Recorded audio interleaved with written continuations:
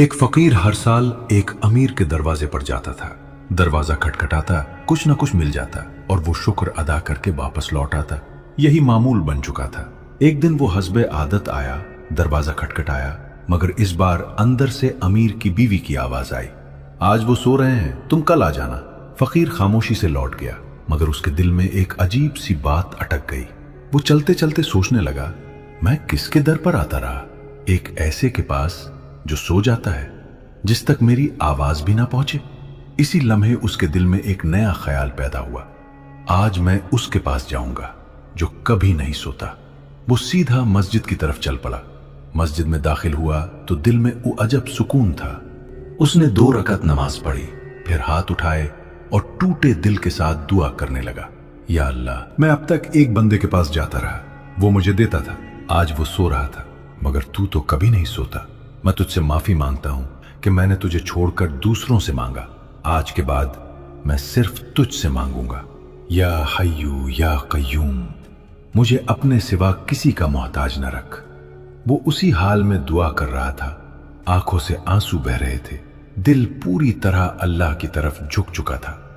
اسی دوران بری امیر جس کے دروازے سے وہ لوٹا تھا، کسی کام سے مسجد آیا۔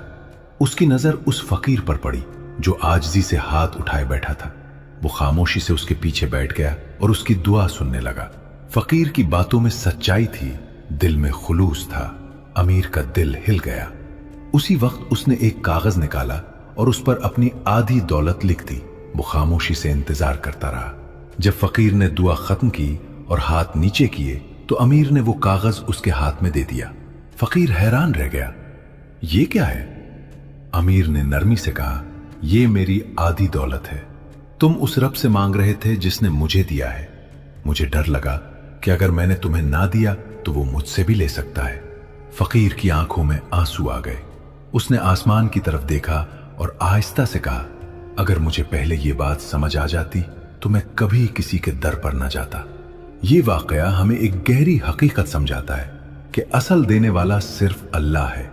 جب انسان دل سے اسی کی طرف لوٹ آتا ہے تو وہ ایسے دروازے کھول دیتا ہے جن کا انسان تصور بھی نہیں کر سکتا۔ اللہم مالک الملک تؤتی الملک من تشاء وتنزع الملک ممن تشاء وتعز من تشاء وتذل من تشاء بیدک الخیر انک علی کل شیء قدیر۔